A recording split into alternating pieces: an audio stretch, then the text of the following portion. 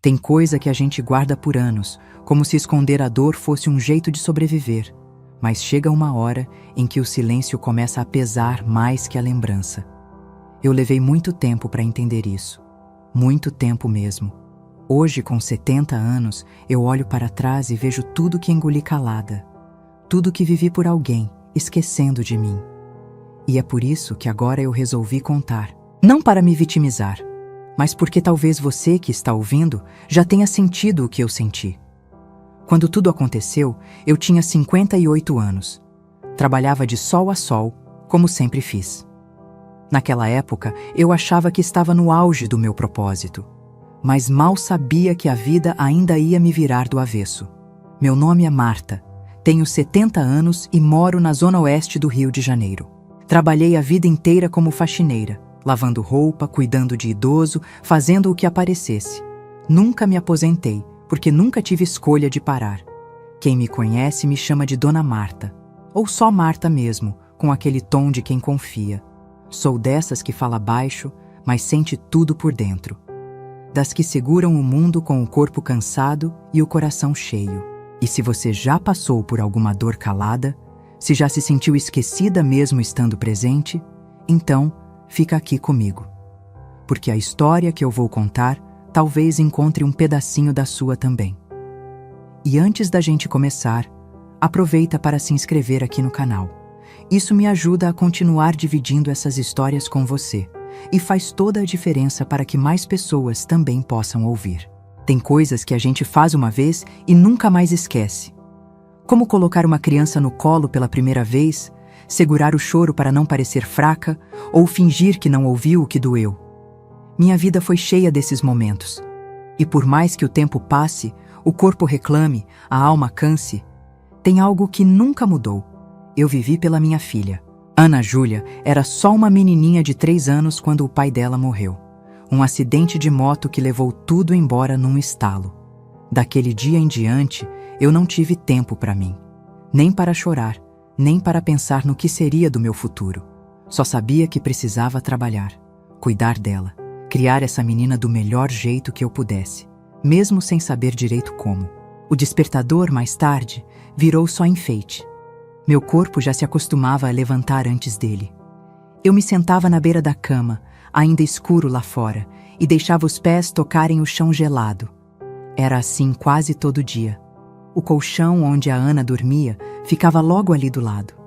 Coberta até o pescoço, ela parecia tão tranquila, tão distante de tudo que eu passava para manter aquela paz. Comia uma banana ou um pão dormido com café preto e saía. A mochila nas costas, a sacola de limpeza numa mão e o cansaço já agarrado nas costas. O tênis velho machucava meu calcanhar, mas ainda era melhor do que ir de chinelo. Tinha orgulho de não aparecer desleixada na casa das patroas. Uma vez, uma delas disse que, pelo menos eu tinha um certo capricho. Não era elogio, mas fingi que era. Tinha dias com 3, 4 faxinas. Nas primeiras casas, ninguém me cumprimentava direito. Às vezes, o dinheiro ficava num envelope em cima da pia. Outras vezes, só um bilhete apressado com instruções. Na última do dia, uma senhora viúva me oferecia café e perguntava da Ana. Era o único momento que eu lembrava que ainda era gente. O cheiro de cândida grudava na roupa, na pele, nas mãos. Tinha vezes que eu sentia gosto de desinfetante no almoço, mas nunca reclamei. Enquanto esfregava chão, pensava na Ana Júlia, nos cadernos dela, nos sonhos dela. Aquilo era minha força. No fim do dia, eu passava na feira, comprava fruta machucada, tomate mais barato e chegava em casa com as pernas pedindo cama. Mas encontrava a Ana na mesa, livros espalhados, a testa franzida, a caneta entre os dedos finos. Como foi a prova de ciências? Perguntei uma vez, largando a sacola no chão. 9,5, ela respondeu, sem tirar os olhos do caderno. Sorri por dentro. Senti como se tivesse recebido um prêmio e falei, quase num sussurro. Você vai ser médica, minha filha. Vai sim. Ela deu um risinho envergonhado. A professora Helena falou que, se eu continuar estudando assim, posso até tentar a federal. Tenta que a gente dá um jeito. Eu não sabia como. Mas essa parte era comigo. Ela só precisava sonhar. Nos domingos, eu lavava roupa no tanque da frente. O barulho da escova na roupa era música de fundo para as fofocas da vizinhança. E entre todas, tinha uma voz que se destacava: Dona Nelce. Essa tua mãe vive no tanque, hein, Ana Júlia? Quando você for médica, leva ela para morar num lugar decente, dizia com aquele tom de riso venenoso. No começo, Ana ria. Depois, só ficava quieta. Eu fingia que não escutava, mas cada palavra daquela mulher entrava feito farpa. A comida era simples: arroz, feijão, ovo frito. Às vezes salsicha. Ana gostava do alho torrado que eu colocava por cima. Ela dizia que só eu fazia daquele jeito. E eu achava bonito ela notar essas pequenas coisas. À noite, depois de tudo, eu passava um creme barato nas pernas e me sentava no canto da cama. Conversava sozinha. Dizia para mim mesma que faltava pouco, que a Ana ia vencer, que eu não podia desistir agora. Escrevia uns bilhetes e colava na parede. Você tá indo bem. Não chora, só respira. Ela vai ser tudo o que você sonhou. Teve uma vez que ela chegou com um certificado da escola. Tinha ficado em segundo lugar num concurso de redação. Escrevi sobre a senhora, disse entregando o papel. Sobre mim, sobre ser filha de mãe solo. Deu um aperto no peito. Uma mistura de medo e orgulho. E você falou o quê? Que a senhora é a mulher mais forte que eu conheço. Fui pro banheiro para não chorar na frente dela. Me olhei no espelho e vi uma mulher exausta, com olheiras fundas e os dedos duros de tanto esfregar. Mas me senti bonita por dentro. Por um segundo, me senti inteira. A sensação durou pouco. No dia seguinte, Dona Nelce veio com mais uma. Ouvi dizer que tua filha me está escrevendo sobre a mãe faxineira. Espero que não esteja com vergonha de dizer que mora num barraco. Ana ouviu, fingiu que não. E naquela noite não quis jantar. De uns tempos para cá, ela também parou de querer que eu fosse nas reuniões da escola. Dizia que não precisava, que a professora já sabia que ela ia bem. É muita correria para a senhora. Pode deixar que eu resolvo, dizia. Eu engolia seco e dizia, tá certo, mas queria estar lá. Queria ver a menina que eu criei sendo elogiada. As dores começaram a aumentar. As mãos rachadas, as costas travando. Algumas patroas começaram a me dispensar. Diziam que eu estava mais lenta. Uma até falou, vou chamar uma moça mais nova. Eu só agradeci. Saí com a cabeça erguida e o coração em migalhas. Em casa, continuei lavando os uniformes da Ana, passando as camisas, deixando tudo dobrado. Ainda assim, ela começou a se afastar. Comecei a notar um silêncio que não existia antes. Um cuidado exagerado com as palavras, como se eu tivesse virado alguém que ela precisava esconder.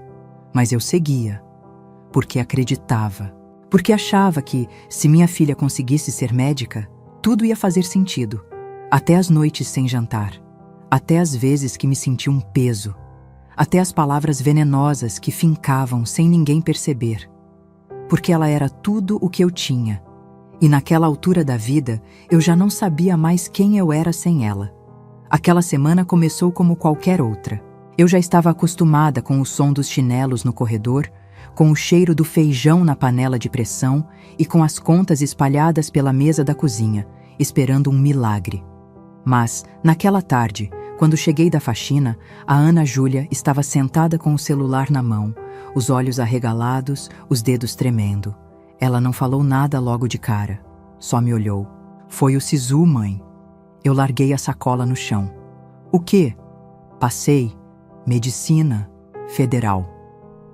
O coração bateu tão forte que eu achei que ia cair sentada. Senti as pernas fracas, como se o chão tivesse sumido debaixo de mim. Fiquei olhando para ela, esperando ela rir e dizer que era brincadeira. Mas os olhos dela brilhavam de verdade. A boca entreaberta, como se ela mesma não acreditasse. Medicina? Repeti, como se a palavra fosse mágica. Medicina, na Universidade Federal, em São Cristóvão. Abracei ela com tanta força que ela até reclamou. O rosto dela se enfiou no meu ombro e eu deixei que ela não visse o choro que descia sem controle. Foi como se, naquele instante, tudo tivesse valido a pena. Cada dia de trabalho em silêncio, cada roupa lavada no frio, cada humilhação engolida. Tudo ganhou sentido. Passamos a noite acordadas, fazendo planos. Ela pegou o notebook emprestado da escola e começou a olhar onde era a faculdade, os bairros ao redor, valores de aluguel. A empolgação dela me fazia esquecer do cansaço. Eu só pensava, ela conseguiu. No dia seguinte, falei com 3 patroas e pedi adiantamento. Peguei emprestado com uma conhecida da igreja, cortei tudo que podia cortar, até o plano do celular. Ana precisava de tudo agora. A gente ia mudar de cidade, recomeçar. Ela mesma disse, eu não conseguiria sem você, mãe. Ouvir aquilo me deu mais força. Fui até o banco ver se dava para financiar algum apartamento pequeno. A moça olhou meu nome, fez careta e balançou a cabeça. Nome negativado, dona Marta. Complicado. Respirei fundo. E se eu colocar no nome da minha filha? Ela tem 18 anos? Tem. A mulher deu um sorriso fraco. Então podemos tentar. Foi assim que dias depois assinamos o contrato do aluguel com o nome dela. Era um apartamento bem simples, 2 cômodos apertados, mas limpo, com uma janelinha que dava para a rua. E ficava a uns 20 minutos da universidade. Eu agradeci como se tivesse ganhado uma casa de verdade. No caminho da mudança, dentro do ônibus lotado com as malas no colo e o calor sufocando, Ana me contou de novo sobre a professora Helena. Ela foi a primeira pessoa que me falou que menina da periferia também podia ser médica. Lembro de você voltando da escola empolgada, falando dos hospitais, das médicas negras. Foi aquela visita, né? Ana sorriu. Foi. A professora Helena era doce e firme. Sempre acreditou nela. Eu também sempre fui grata por aquilo. Uma faísca bem acesa pode iluminar uma vida inteira. No primeiro dia na Cidade Nova, a Ana já queria organizar tudo do jeito dela. Quis escolher onde ia a escrivaninha, onde ficavam os livros. Eu deixei. Me contentei com um cantinho da sala, onde coloquei meu colchonete e uns poucos pertences. A casa era dela agora. E eu fazia questão de lembrar disso para mim mesma. Passei a buscar trabalhos na vizinhança. Perguntei nos mercadinhos, nas igrejas. Algumas senhoras aceitaram que eu limpasse para elas uma vez por semana. Era menos do que antes, mas dava para sobreviver. O importante era que Ana tivesse paz para estudar. Ela saía cedo com a mochila pesada nas costas e os olhos brilhando de expectativa. Quando voltava, contava histórias do campus, das aulas de anatomia, dos professores. Eu ouvia tudo com atenção, mesmo sem entender metade das palavras. Teve um dia que ela chegou contando que tinha conhecido um colega chamado Rafael. Falou dele com um sorriso que não aparecia com qualquer pessoa. Ele é filho de médicos. Já sabia tudo sobre o curso antes de começar, disse. Eu senti uma pontada no peito, mas disfarcei. Só cuidado, filha. Essas famílias mais ricas, às vezes não entendem a nossa vida. Ele é legal, mãe. Não é como os outros. Eu não quis estragar o momento. Só guardei aquilo. No sábado seguinte, levantei antes do sol, como sempre. Fiz café e preparei um pão com ovo para ela. Deixei na mesa com um bilhetinho. Bom dia, minha médica. Ela sempre ria desses bilhetes, pelo menos no começo. Na hora do almoço, ela comentou que ia ter uma apresentação no laboratório. Falei que podia ir, que queria assistir, mas ela hesitou. Não precisa, mãe. Vai ser rapidinho, só para a turma. Eu entendi, ou tentei entender. Lavei a louça com mais força do que o necessário naquele dia. A espuma quase escapava da pia. Passei a notar que, com o tempo, ela falava menos sobre os colegas. Quando falava, era sempre sobre as roupas deles, os relógios, os carros. Eles têm uma vida tão diferente da nossa, mãe. Tipo, parece filme. Mas você é igual a eles, Ana. Tá fazendo o mesmo curso, na mesma universidade. Ela olhou para mim e forçou um sorriso. É, verdade. Naquela noite, escrevi mais um bilhete para mim. Você tá aqui para lembrar ela de onde veio. E isso não é vergonha. Nosso apartamento era pequeno, mas dava para viver. Eu ajeitava tudo para ela se sentir bem. Tentava manter o cheiro de limpeza, deixava as toalhas dobradas, o café pronto. Me sentia útil, mesmo quando ela não dizia nada. Um dia, cheguei da rua e encontrei ela no telefone. Quando me viu, abaixou o volume, virou de costas. Achei estranho, mas não disse nada. Mais tarde, ouvi ela comentando com alguém que morava sozinha. Fiquei parada, em silêncio. Respirei fundo e fui dobrar roupa. O coração de mãe sente as rachaduras antes delas virarem abismo. Mas a gente finge que não. Acredita que é só impressão, que é só fase. Eu repetia para mim mesma. Ela tá nervosa com o curso. Tá tentando se adaptar. Ela vai voltar a ser aquela menina do sofá, com o caderno no colo, sorrindo com as notas boas. Mas no fundo, bem lá no fundo, algo dentro de mim já sabia que o mundo dela estava mudando. E que eu, aos poucos, começava a não caber mais nele. No começo, era só o silêncio. Coisa pequena, como um comentário que ela não fazia mais. Antes, Ana chegava em casa contando até o nome do cachorro do colega. Depois, começou a resumir os dias em tudo certo. Eu perguntava se tinha comido, se precisava de dinheiro para o xerox, se estava cansada. Ela respondia rápido, sem levantar os olhos do celular. Dizia que estava ocupada com os trabalhos em grupo, com as aulas práticas, e eu fingia acreditar. Aos poucos, a faculdade dela virou um lugar de onde eu só ouvia falar, mas onde não era mais convidada a entrar. Teve um evento com os pais de alunos, uma espécie de palestra com os professores. Ela chegou em casa meio sem jeito, sentou ao meu lado e falou com aquele tom que disfarça as intenções. Mãe, acho que nem vale a pena a senhora ir nesse negócio da faculdade. É só gente metida, sabe? Ficam falando difícil, vai ser chato. Eu balancei a cabeça devagar. Se você acha melhor assim, é melhor. E tem a roupa também, né? Lá é tudo social. Vai por mim, vai ser perda de tempo. Ela se levantou logo depois, fingindo que ia pegar água. Fiquei ali sentada, com as mãos entrelaçadas no colo, tentando entender por que meu coração estava tão apertado se eu mesma tinha dito que estava tudo bem. No domingo, enquanto estendia as roupas no varal improvisado da varanda, ouvi ela conversando com alguém no telefone. Falava baixo, mas eu entendi quando ela disse: "Não, minha mãe não vai, ela é simples demais para essas coisas." As palavras ficaram martelando na minha cabeça o resto do dia. Simples demais. Eu, que lavava as roupas dela, cozinhava, fazia faxina nas casas alheias para pagar a condução dela, agora era simples demais. Eu segurei aquela dor como já tinha feito tantas outras vezes. Fingi que não ouvi. Preparei a comida preferida dela naquele dia. Arroz soltinho, feijão grosso, frango com quiabo. Ela comeu e elogiou. E eu sorri. Mas por dentro, a comida parecia pedra. Com o tempo, ela passou a chegar mais tarde. Dizia que era estudo em grupo. Um dia comentou casualmente que ia almoçar na casa de um amigo. Rafael, o nome dele. "Quem é Rafael?" perguntei, tentando soar tranquila. "Colega da faculdade, a família dele tem um hospital. São gente boa." "Você já foi na casa dele?" "Fui. A mãe dele é médica também.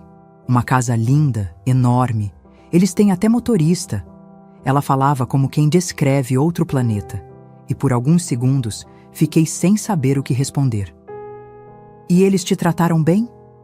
"Trataram. Mas é um outro mundo, mãe." Na semana seguinte, eu a vi saindo do quarto com uma blusa nova. Estava mais arrumada que o normal. O perfume era diferente. Fingi que não notei. Quando voltou, veio mais calada ainda. Fiquei pensando se ela estava apaixonada ou tentando se encaixar num lugar que não era dela. Talvez fosse os dois. Certa noite, escutei ela rindo ao telefone. Quando desligou, perguntei se era o tal do Rafael. Era. Ele é muito engraçado, e inteligente, e diferente. Diferente como? Ah, mãe, a cabeça dele é de outro tipo. Ele viajou para fora, conhece um monte de coisa, é educado, sabe conversar. Fiquei quieta, porque naquela fala tinha um subentendido que machucava, como se as conversas que ela tinha comigo já não bastassem. Como se minha vida inteira tivesse sido feita de palavras que agora não serviam mais. Um dia, cheguei do mercado e ela estava no sofá com uma moça. Devia ter uns 20 e poucos anos, bem arrumada, cabelo preso num coque certinho, batom escuro, blazer mesmo no calor. Quando entrei, ela me olhou com um sorriso de canto e abaixou o tom de voz. A Fernanda, mãe, colega de turma. Oi, prazer, eu disse, limpando as mãos na saia. Ela me respondeu com um aceno mínimo. O olhar dela varreu meu corpo como quem avalia uma coisa fora do lugar. Ficaram mais meia hora conversando e depois saíram juntas. Quando voltaram, Fernanda nem me olhou. E Ana entrou direto pro quarto. Naquela noite, ouvi as duas rindo baixinho. Eu fiquei ali, na cozinha, dobrando os panos de prato, tentando não pensar que talvez eu tivesse virado só mais uma sombra dentro daquela casa. Pouco tempo depois, a Ana começou a pedir para eu avisar antes de ir até a faculdade. Uma vez falei que queria levar o lanche que ela esqueceu, mas ela respondeu: "Ah, mãe, melhor não. Eu me viro. A galera lá é cheia de coisa. Vão achar estranho." Estranho como? Ah, sei lá. É outro ritmo. É melhor deixar. Fiquei olhando para o lanche na minha mão. Era o pão com queijo que ela mais gostava, embrulhado num guardanapo limpinho. Acabei comendo eu mesma, sentada no ponto de ônibus. Comecei a sentir que meu lugar estava encolhendo. A casa era pequena, mas parecia cada vez menor. Ela passava mais tempo fora e, quando estava dentro, ficava trancada no quarto com fones de ouvido. Eu comecei a falar sozinha mais vezes, na cozinha, lavando louça, no banho. De madrugada, deitada olhando o teto. Uma noite, abri a caixa onde guardava os bilhetes que ela me escrevia quando era criança. Um dizia: "Mãe, você é minha heroína." Outro: "Quando eu for médica, vou te dar uma casa com quintal." Li cada um como quem lê um pedaço de si que ficou no passado. Guardei tudo de novo, apaguei a luz e chorei baixinho. No dia seguinte, ela pediu dinheiro. Disse que ia ter um jantar de confraternização com o pessoal da faculdade. Eu dei, mesmo sabendo que aquele dinheiro ia me fazer falta para pagar o gás. Vai ser onde? Num restaurante chique, mas vai ser dividido, e eu preciso estar lá, mãe. Eu só balancei a cabeça. Falei para ela se cuidar. Ela saiu linda. Cabelo preso num coque elegante, maquiagem leve, salto alto. Parecia uma outra pessoa. Fiquei olhando ela fechar a porta e pensei se um dia eu ainda faria parte do mundo dela de novo. Sentei no sofá, acendi uma vela porque a luz da cozinha estava fraca e fiquei esperando o cheiro do feijão esquentando. Pensei que talvez tudo aquilo fosse só uma fase, que ela ainda ia voltar para mim. Mas no fundo, eu já sentia que minha filha estava indo embora, bem devagar, dia após dia. E eu, mesmo vendo, fingia que não via. Tinha dias em que eu passava a tarde inteira sem ouvir minha própria voz.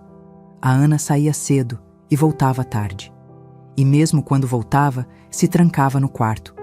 Eu ficava ali na sala, sentada no mesmo canto do sofá, com as mãos apoiadas nas coxas, ouvindo o barulho do relógio.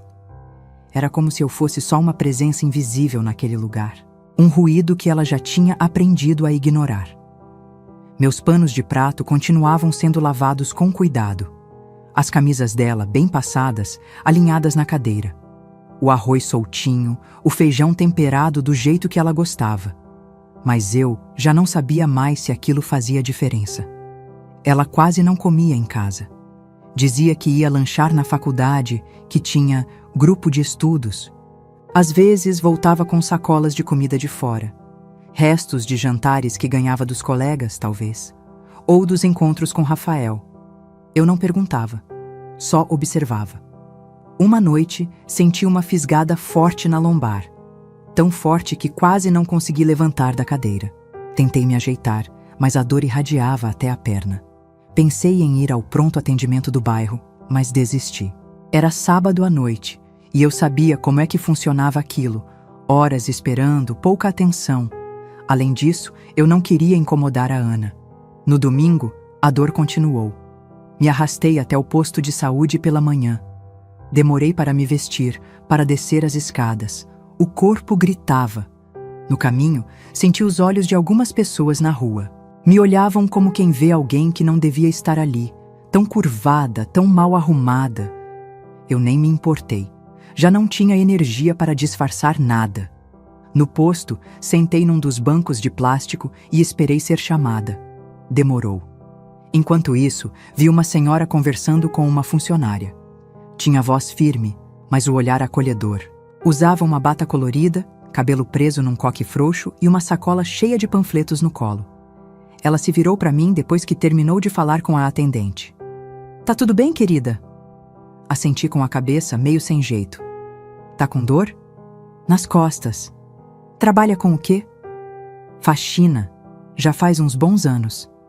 Ela me olhou de cima a baixo, mas não com julgamento. Era como se enxergasse mais do que eu estava dizendo. Como se visse o cansaço por trás da resposta curta. "Me chamo Cidinha", ela disse, estendendo a mão. "Tô sempre por aqui. Trabalho com um projeto no Centro Comunitário da Vila Esperança.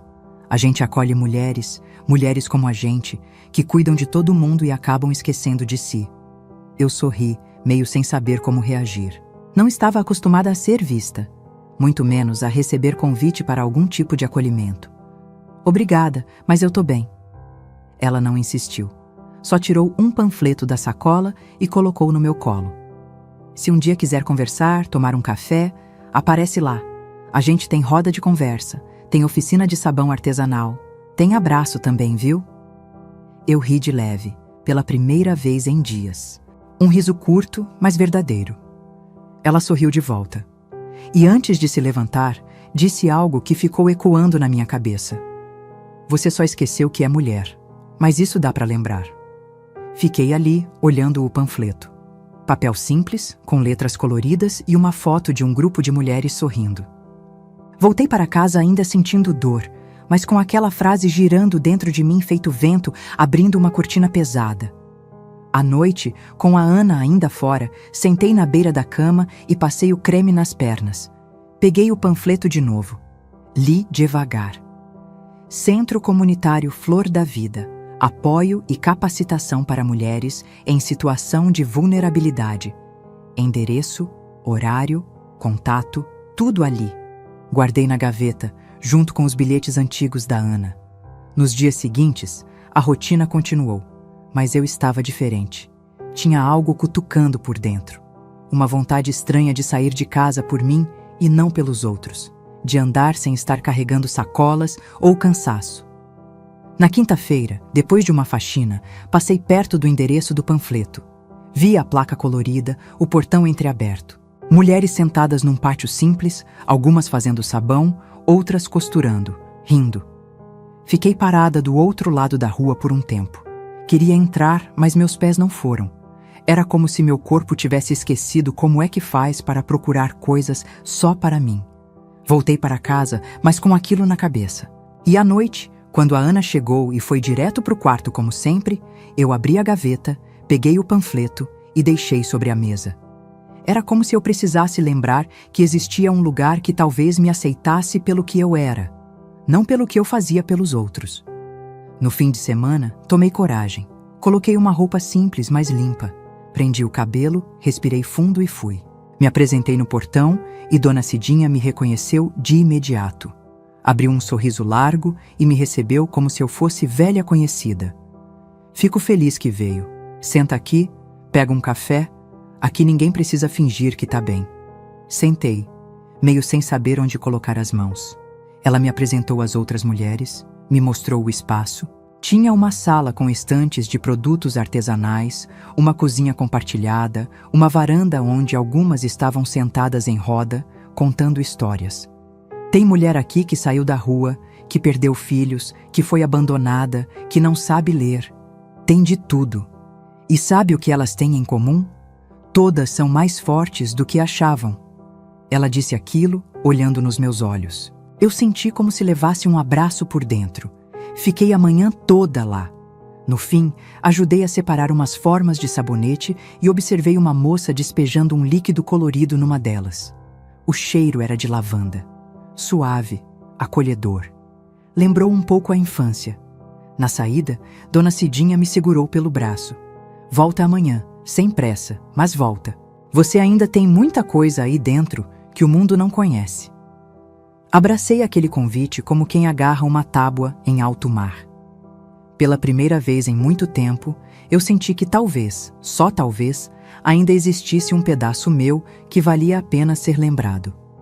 A formatura da Ana Júlia se aproximava como um furacão, desses que a gente vê vindo de longe, mas não tem para onde correr. Ela falava pouco sobre os preparativos, mas o apartamento parecia vibrar com a ansiedade dela. Os vestidos, as provas de maquiagem, as conversas no telefone. Eu ouvia tudo da cozinha, enquanto picava alho ou passava pano no chão. Cada vez que ela mencionava a palavra colação, meu coração batia mais forte. Eu não sabia exatamente o que esperar. Por dentro, eu sonhava com aquele momento desde o dia em que ela nasceu. Imaginava a cena. Eu sentada na plateia, chorando de emoção, aplaudindo com orgulho enquanto ela recebia o diploma.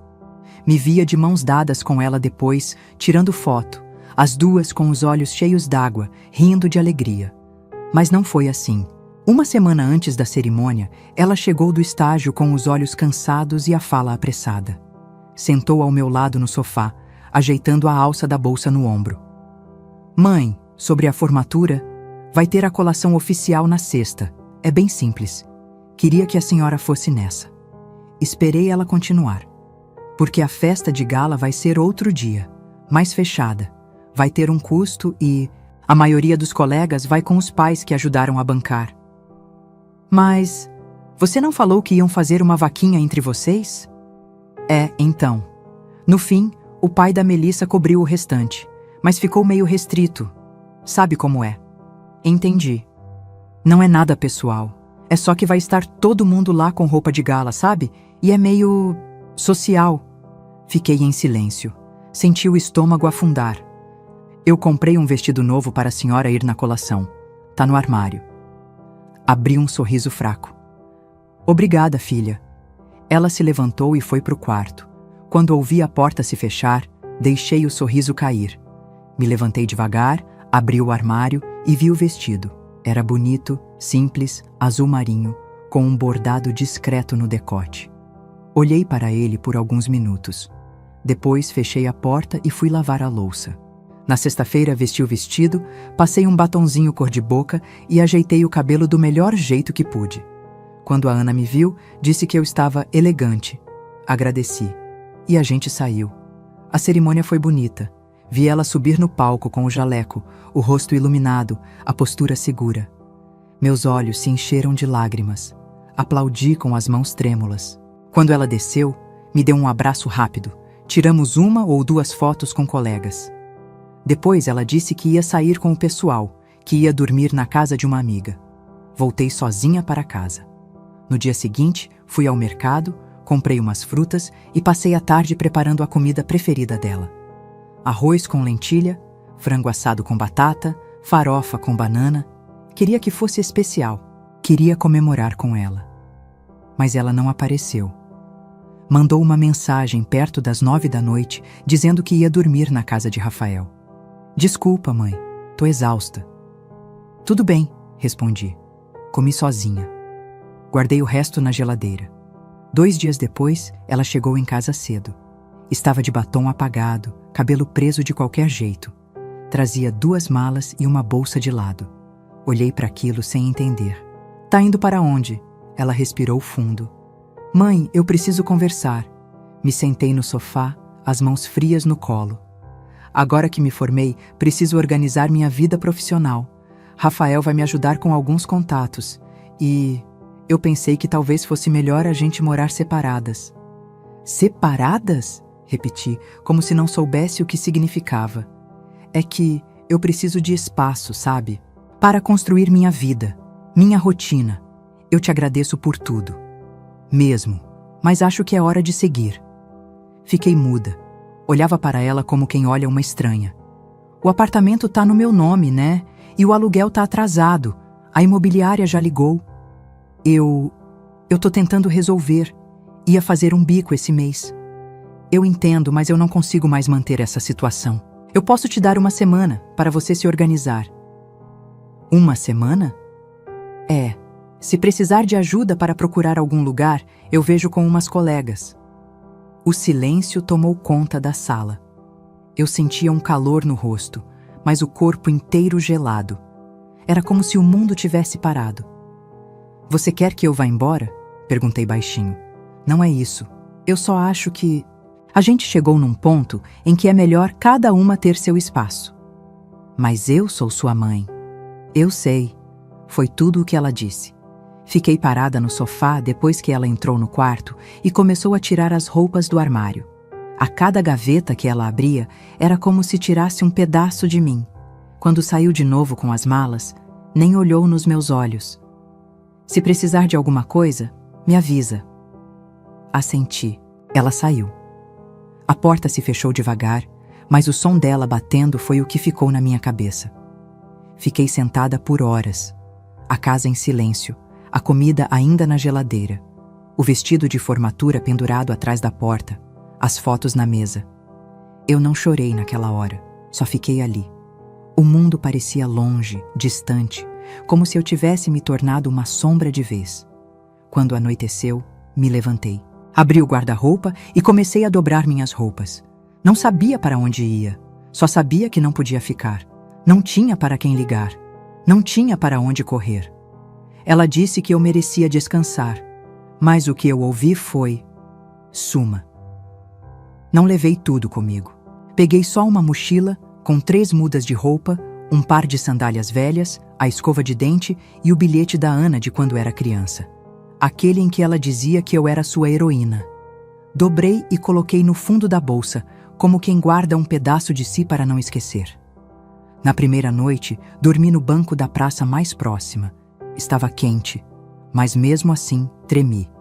Não de frio, mas de vergonha. Vergonha de existir sem ter onde existir. Cada carro que passava, cada passo na calçada, parecia me acusar de ter falhado. Na manhã seguinte, fui até o ponto onde costumava pegar ônibus para ir nas casas. Lembrei que a dona Edna, uma das clientes antigas, morava por perto. Caminhei até lá. Quando cheguei, toquei a campainha. Ela me atendeu pela janela do 2º andar, com cara de pressa. Marta? Nossa, fazia tempo. Tá tudo bem? Eu queria saber se ainda precisa de ajuda com a faxina. Ah, agora quem vem é a filha da minha vizinha. Mais perto, sabe? Mas obrigada por ter vindo. Assenti. Senti a garganta fechar. Agradeci, mesmo sem ter recebido nada, e saí andando. Tentei ligar para outras, mas o chip do meu celular estava desativado. Faltava crédito fazia semanas. Quando fui ver, o aparelho nem ligava mais. Sem telefone, sem endereço fixo, sem contatos. Era como se eu tivesse evaporado. Passei alguns dias em um abrigo municipal. Dividia espaço com outras mulheres em silêncio. Algumas gritavam à noite. Outras choravam baixinho. A comida vinha em marmita de isopor. Uma vez, deixei a minha cair no chão por acidente. Ninguém me olhou. Depois do abrigo, fui parar na rodoviária. Ali o tempo se arrastava diferente. Gente indo e vindo com malas e pressa. E eu, imóvel. Tentava me ajeitar num banco duro de cimento. O corpo pedia cama, mas o que doía mais era o coração. Às vezes falava sozinha. Perguntava para mim mesma onde foi que eu me perdi. Se foi quando deixei de me olhar no espelho. Se foi quando aceitei que meu lugar era no fundo da cena, fora do palco. Numa tarde nublada, enquanto eu me encostava num canto da rodoviária, uma mulher me ofereceu um pão com manteiga. Tinha cabelo encaracolado preso num lenço florido e olhos cansados, mas atentos. Você já foi lá no centro comunitário da Vila Esperança? Já ouvi falar. Dona Cidinha ainda tá por lá. Eles ajudam quem tá sem chão. Sabão, sabonete, oficina de costura, às vezes um café e um abraço também. Olhei para ela, tentando não chorar. Eu não sei por onde começar. Começa indo, só isso. No dia seguinte, peguei o primeiro ônibus com as moedas que consegui trocando latinhas. Desci perto da pracinha onde já tinha passado uma vez, mas sem coragem de entrar. Agora eu não tinha mais o que perder. Cheguei com a roupa suada, o cabelo desgrenhado e os olhos baixos. Quando entrei, fui direto para a sombra de uma árvore no pátio. Fiquei ali, quieta. esperando alguém notar minha presença. E então ela apareceu. Dona Cidinha caminhou devagar, com um pano nos ombros e uma prancheta na mão. Me olhou com surpresa e carinho. "Olha só quem voltou!" Não consegui responder. Ela se abaixou na minha frente, olhou dentro dos meus olhos e falou: "Eu sabia que você ainda ia lembrar de você." Ela me levou para dentro, me deu uma toalha limpa, mandou eu tomar banho e depois sentar com ela para conversar. O chuveiro era simples, água morna, sabonete de lavanda. Me senti gente pela primeira vez em semanas. Sentei na varanda com um copo de chá e uma fatia de bolo de fubá.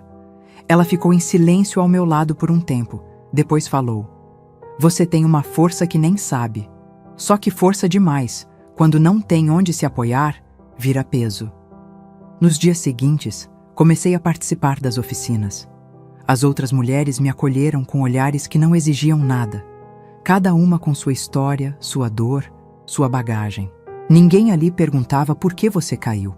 O importante era que estava tentando levantar. Aprendi a fazer sabão com ervas, a misturar essências, a cortar com cuidado. O cheiro das primeiras barras me emocionou. Aquele aroma fresco e doce invadiu meu peito feito memória boa.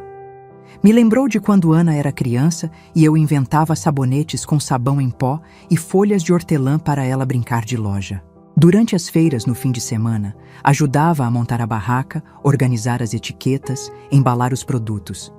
Era cansativo, mas dava gosto. Eu via o brilho nos olhos das clientes. Muitas elogiavam o cheiro, a textura, a delicadeza. Quando me perguntavam quem fazia, eu dizia: "Nós, mulheres que recomeçam." Foi numa dessas feiras que vi um senhor ajeitando caixas de hortaliças na barraca ao lado. Ele usava um chapéu de palha surrado, camisa xadrez e botas sujas de terra. Era calado, mas gentil. Vi que ele me olhou algumas vezes. Depois de um tempo, ofereceu um maço de hortelã. "Para colocar nos seus sabões", disse, com um sorriso tímido.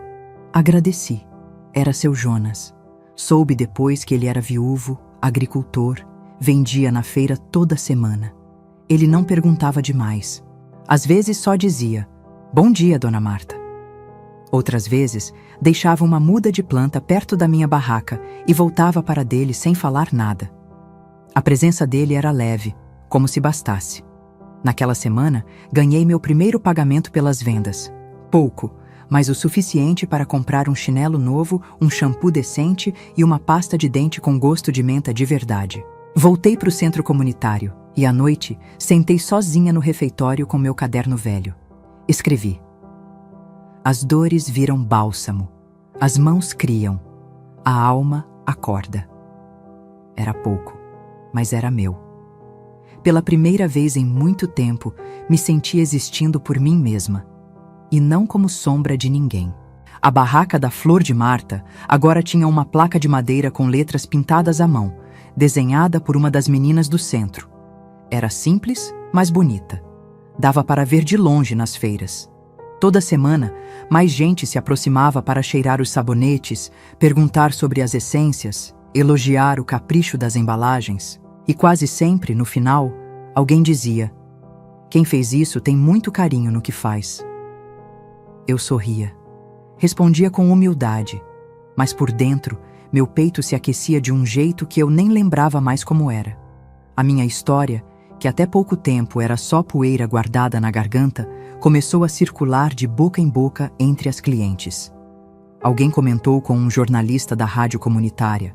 Ele apareceu um dia na feira, me chamou no canto, perguntou se podia fazer uma matéria sobre o projeto e sobre mim. Fiquei sem saber o que dizer. Eu, na rádio? Com minha voz simples, meu rosto de mulher comum? Ele insistiu. Disse que histórias como a minha precisavam ser contadas. A entrevista foi rápida, gravei nervosa, suando nas mãos. Contei como tinha começado, o que aprendi com a saboaria, o que significava recomeçar. Falei das outras mulheres também. Pedi que o foco não fosse só em mim. 2 dias depois, saiu a matéria no jornalzinho do bairro e no site da rádio. Me mostraram no celular da Dona Cidinha. Lá estava eu, com avental e cabelo preso, segurando uma barra de sabão de lavanda, sorrindo tímida, ao lado da legenda: ex-faxineira em situação de rua, cria saboaria artesanal e inspira mulheres a recomeçar. Li aquele título umas 10 vezes, o coração apertado, os olhos úmidos. Meu nome estava ali, minha história, minha voz. Voltei para o quarto no centro comunitário e fiquei sentada na cama por muito tempo, em silêncio. Depois peguei meu caderno e escrevi: hoje eu me vi, hoje eu me ouvi. À noite, as outras mulheres me aplaudiram, me abraçaram. Uma delas, Luana, que era mais arisca e quase não falava com ninguém, me olhou e disse: a senhora é diferente. Fala pouco, mas dá força só de olhar. Abracei aquilo como quem recebe uma medalha. Mas mesmo com tudo isso, tinha um pedaço dentro de mim que seguia vazio. Um silêncio que nenhuma entrevista preenchia. Era Ana Júlia. Não tínhamos nos falado desde aquele dia. Eu não sabia onde ela morava, nem se ainda estava com Rafael. Imaginava ela num hospital, vestida de branco, correndo pelos corredores, sendo chamada de doutora. E me perguntava se ela pensava em mim. Numa manhã chuvosa, o vento forte empurrou uma caixa velha que eu mantinha em cima do armário. Quando fui juntar as coisas que caíram, vi um envelope amarelado, dobrado ao meio, com o nome Ana, escrito a caneta azul. Reconheci na hora a letra do Anderson, o pai dela. Fazia mais de 20 anos que eu não mexia naquilo.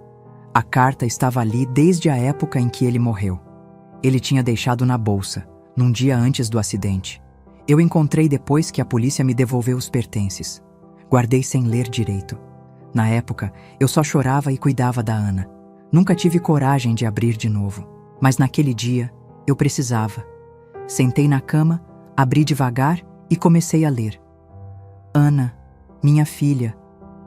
Se um dia você tiver idade para entender essa carta, é porque eu já não estou mais aqui. Eu te amo. Eu te amo mais do que eu consigo escrever. E é por isso que eu preciso dizer a verdade. A verdade é que eu me sinto um fracasso. Não consegui dar conta de nada. Sinto que atrapalho mais do que ajudo. Sua mãe é forte. Eu não sou. Eu não queria ir embora. Mas tem uma dor dentro de mim que cresce e não para. Já pensei em sumir tantas vezes, mas olho para você e me dá medo de deixar você crescer com raiva de mim. Não quero que você ache que eu não lutei. Lutei. Só não consegui vencer. Se você estiver lendo isso é porque minha luta acabou, e eu peço perdão. E peço que você olhe para sua mãe com o respeito que ela merece, porque ela não fraqueja como eu. Ela fica de pé. A carta tremia nas minhas mãos. Eu chorava em silêncio, os soluços presos no peito.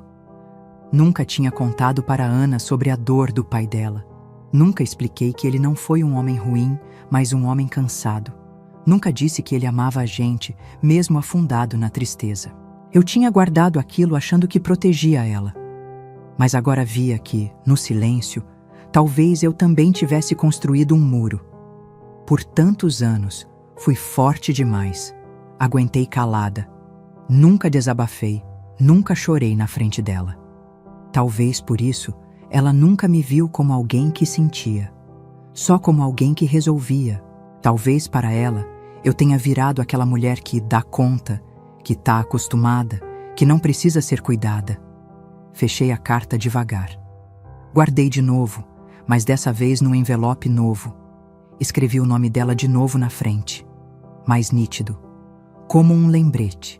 Um dia, ela precisa ler isso. No fim da tarde, fui até a varanda. Chovia fino. O cheiro da lavanda se misturava ao barro do chão. Seu Jonas apareceu do lado, entregando um vasinho de erva doce, para espantar mágoa e acalmar pensamento. Eu agradeci, e pela primeira vez, olhei nos olhos dele com um pouco menos de defesa. Voltei para o meu quarto, peguei o caderno e escrevi: até as raízes mais escondidas podem dar flor, se forem regadas com verdade. A ligação chegou numa segunda-feira à tarde, enquanto eu arrumava a mesa com os sabonetes de calêndula. Era número desconhecido. Atendi com receio, o barulho da feira ao fundo. A voz do outro lado era fria, mas educada. É a senhora Marta de Lima? A senhora é mãe da Ana Júlia? Meu coração travou. Sou. Ela sofreu um acidente. Está internada no Hospital Central. Está consciente, mas bastante machucada. A senhora foi o único contato de emergência no prontuário. A feira sumiu ao meu redor. Só ouvi o som do meu próprio coração. Agradeci e desliguei com a mão tremendo. A última vez que a vi, ela me pediu para sair de casa. Agora, anos depois, era o meu nome que aparecia como socorro. Peguei minhas coisas sem dizer palavra. Chamei Dona Cidinha, pedi desculpas e disse que precisava ir. Ela não fez pergunta. Só segurou meu ombro e disse: "Vai!" E vai com o peito limpo. Amor de mãe não precisa de permissão para existir. Peguei 2 ônibus até o hospital. Cada minuto parecia uma eternidade. A mente cheia de imagens do que podia ter acontecido. Quando cheguei, a recepcionista me levou até a ala de emergência.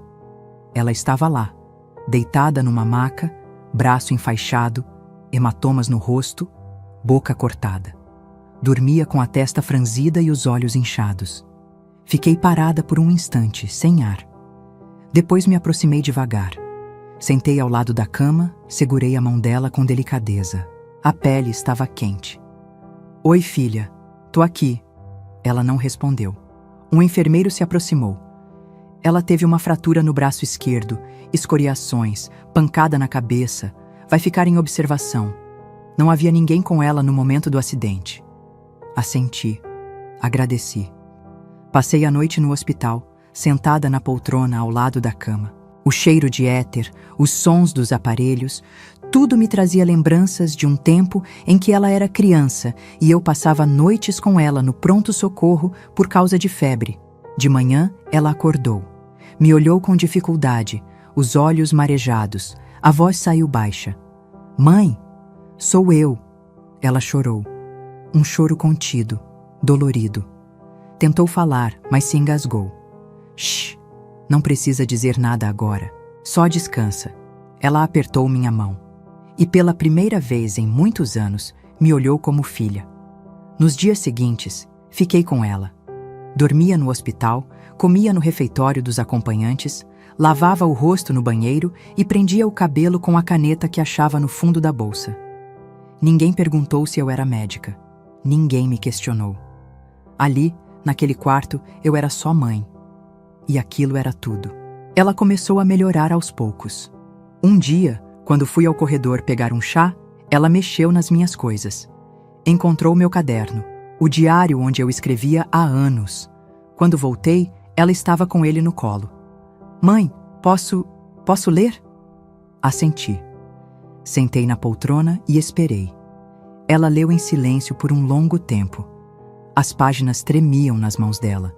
Às vezes fungava. Outras vezes limpava os olhos. Ali estavam meus medos. Meus bilhetes para mim mesma. Hoje eu aguentei mais um pouco e só preciso continuar. Depois de um tempo, ela olhou para mim com a voz embargada. "Eu não sabia. Eu não fazia ideia. Você não tinha que saber. Era meu jeito de sobreviver." Ela fechou o caderno e segurou minha mão. "Eu te machuquei tanto, mãe. Você se machucou também." No dia seguinte, a professora Helena passou no hospital. Disse que tinha ido visitar uma paciente e viu meu nome no mural de acompanhantes. Ela me reconheceu na hora. "Dona Marta?" Ela se emocionou. Eu também. Ana Júlia, ao ouvir a voz, ergueu os olhos. "Professora?" As duas se abraçaram com dificuldade. Helena disse: "Eu sempre soube que você ia ser médica e sempre soube de onde vinha sua força." Depois que ela saiu, Ana Júlia me disse: "Foi ela que me fez sonhar e você que me fez continuar." Mais tarde, Cláudia apareceu. Entrou tímida com um buquê simples na mão. "Fiquei sabendo do acidente. Não ia ficar sem ver você." Ana ficou em silêncio por alguns segundos. Depois abriu os braços. "Desculpa por ter sumido." Cláudia a abraçou com força. "Você só estava perdida. Agora tá voltando." Fiquei ali, num canto do quarto, observando. O tempo parecia ter dado uma volta, como se a vida estivesse finalmente tentando costurar os pedaços. Naquela noite, ela adormeceu segurando meu caderno. E pela primeira vez em muito tempo, eu dormi em paz. Os dias no hospital começaram a ganhar outra cor. A cada manhã, Ana Júlia despertava com um pouco mais de leveza no rosto. O inchaço foi diminuindo, os machucados cicatrizando e até o braço enfaixado parecia mais leve nas mãos dela. Mas o que realmente mudava era o olhar. Já não era mais aquele olhar distante, cheio de pressa, de quem vê o mundo pela janela de um carro blindado. Era um olhar mais calmo, mais cru. Ela me observava o tempo todo, quando eu arrumava as coisas no criado mudo, quando dobrava o lençol, quando oferecia chá. Mas não era o tipo de observação crítica como antes. Era curiosa, profunda. Numa tarde mais tranquila, ela esperou o enfermeiro sair e falou: "Mãe, eu tenho pensado em tudo que li no seu caderno, em tudo que a senhora passou." Fez uma pausa longa. Respirou fundo. "Eu fui cruel com a senhora. Eu estava tão preocupada em caber naquele mundo que achei que precisava deixar tudo para trás, até você." Fiquei em silêncio. Quando me formei, eu senti que tinha vencido. Mas a verdade é que eu tinha perdido muito mais do que ganhado. "Você venceu sim, filha, mas esqueceu quem te empurrou quando você não conseguia andar." Ela chorou e não escondeu. "Me perdoa?" Cheguei perto, segurei o rosto dela entre as mãos. "Eu sempre te perdoei. Só que agora eu também me perdoo por ter me esquecido de mim por tanto tempo." Ela assentiu com a cabeça, chorando ainda mais. Me abraçou com cuidado, por causa do braço machucado. Ficamos ali, por minutos inteiros, respirando o mesmo ar que por tanto tempo ficou cortado por silêncios. No dia em que teve alta, fui com ela até o táxi. Ela segurava minha mão como se quisesse prolongar aquele gesto simples que tanto tempo não existia entre nós. "Quero visitar a feira, ver seus sabonetes, ver você no seu mundo." Assenti. No sábado, ela apareceu por lá.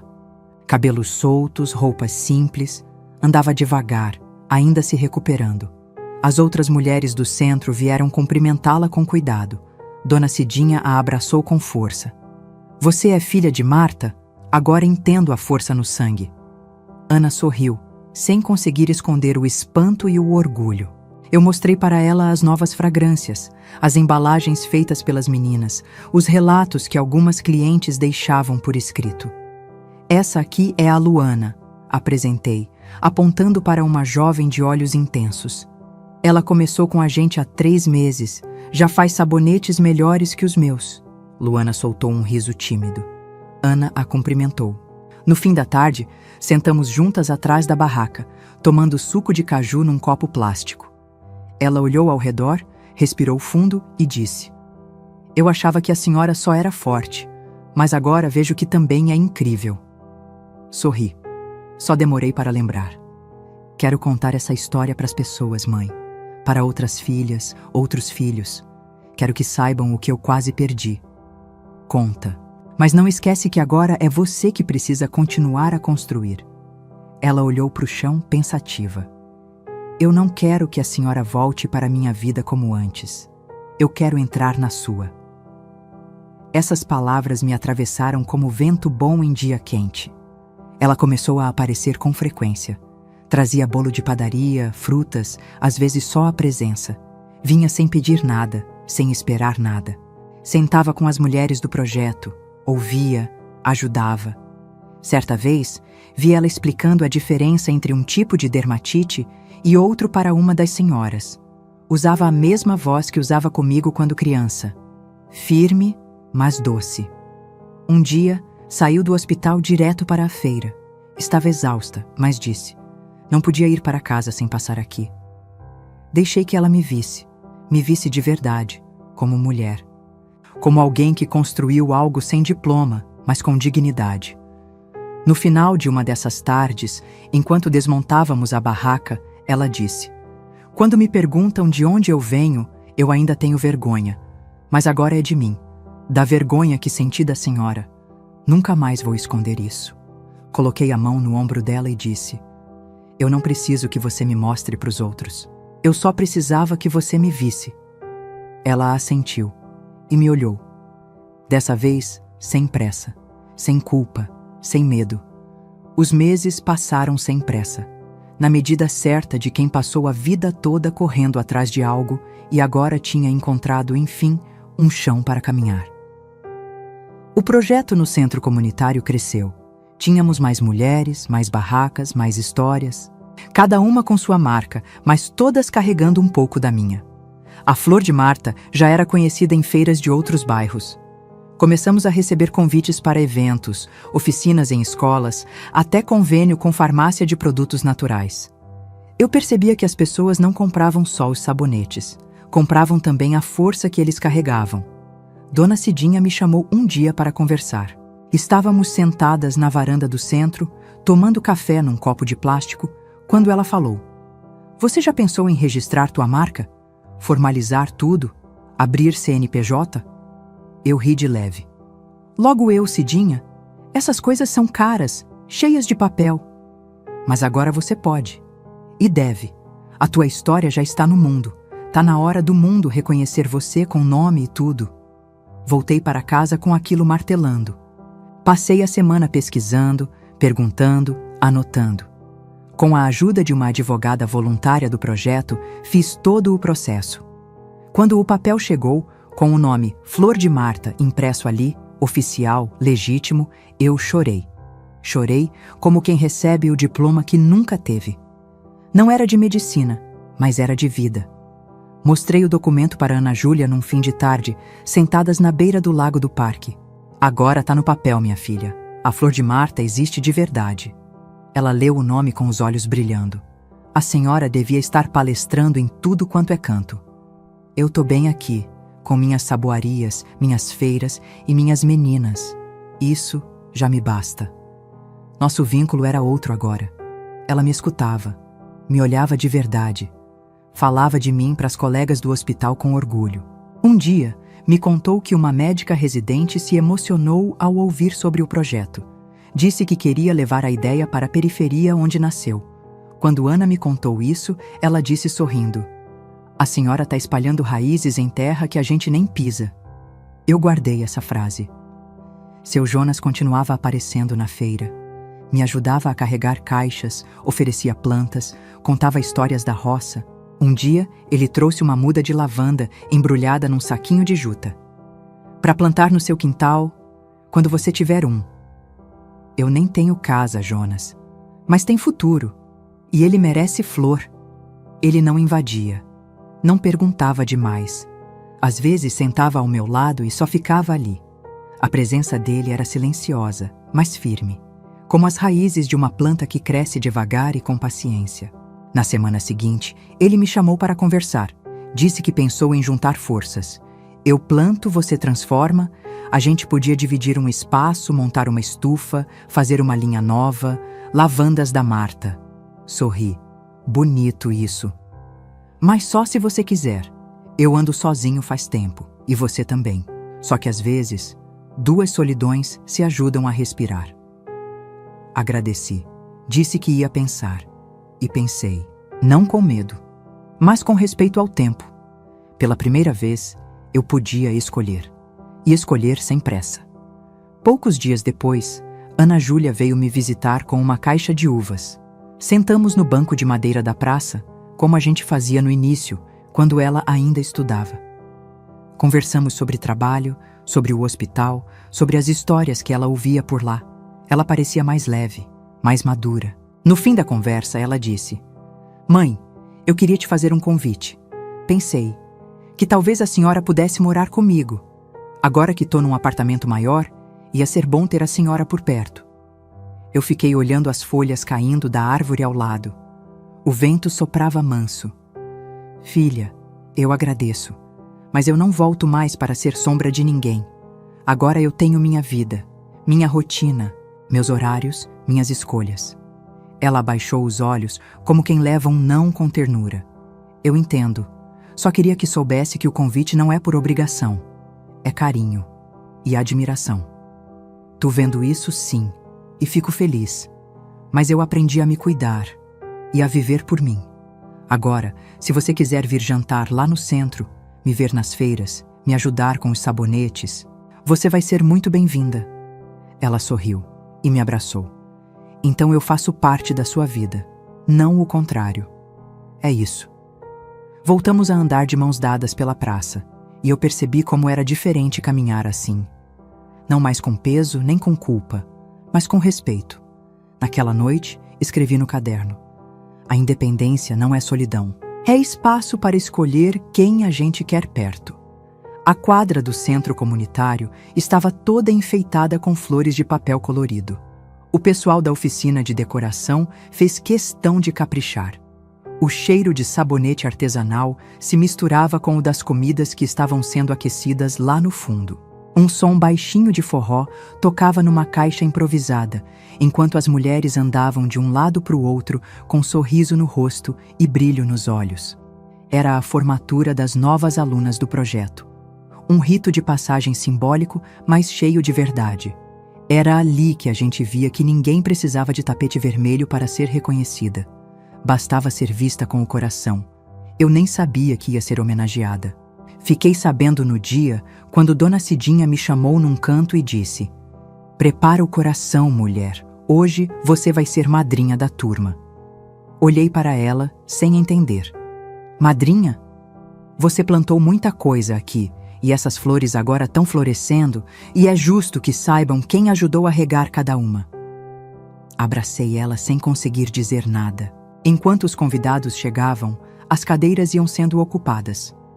Algumas senhoras vieram com filhos no colo, outras com os olhos marejados já antes de começar.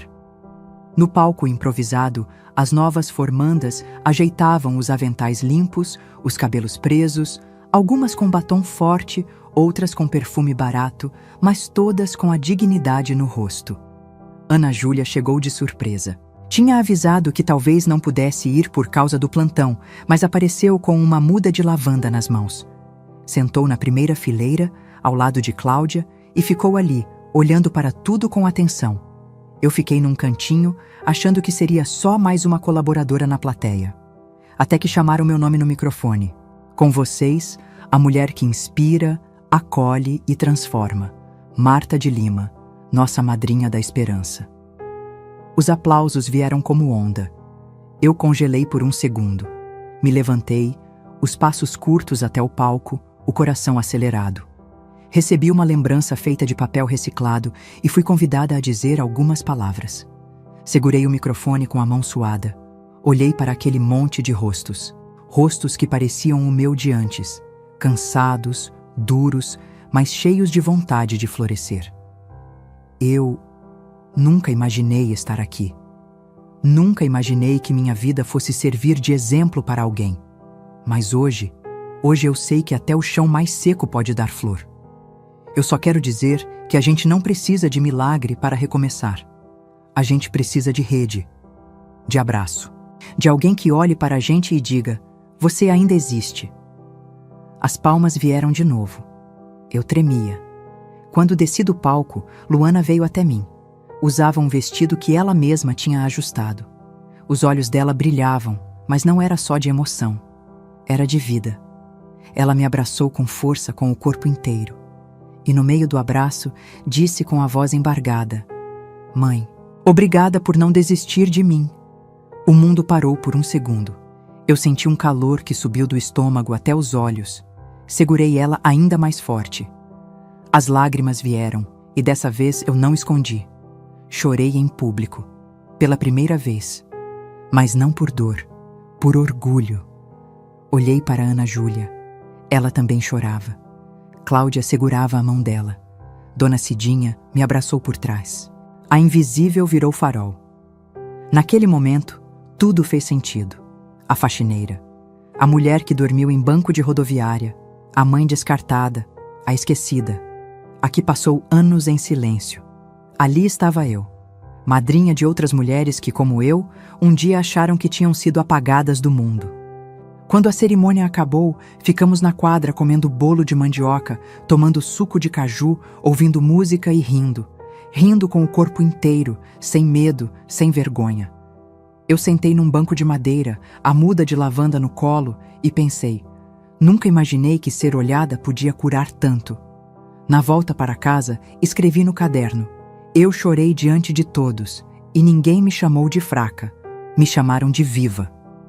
A primeira vez que ouvi minha filha dizer meu nome num microfone, meu corpo gelou. Eu não sabia que ela falaria de mim naquele seminário. Só fui porque ela insistiu. É uma palestra para estudantes de medicina. Quero que você escute. Sentei nas últimas cadeiras, junto com outras mães que foram levadas pelos filhos. Me senti deslocada no começo. Era um auditório moderno, cheio de gente jovem, tudo iluminado, organizado. Um mundo que por muito tempo achei que não era meu. Mas então ela começou. E quando ouvi o primeiro, minha mãe, Marta de Lima, o coração apertou. Foi faxineira a vida toda. Criou uma filha sozinha. E por muito tempo eu não entendi o tamanho do que ela fez. Ou pior, eu fingi que não via. Me doía demais reconhecer que minha força vinha dela, e não de mim. Mas hoje eu sei. Eu não sou médica apesar da minha origem. Eu sou médica por causa dela. Um silêncio tomou o auditório. O tipo de silêncio que escuta. Eu olhava para ela no palco e via outra mulher. Uma mulher que reconhecia, que se responsabilizava, que contava nossa história sem vergonha, mas com verdade. Quando terminou, algumas pessoas aplaudiram de pé. Outras vieram falar comigo depois, mesmo sem saber quem eu era.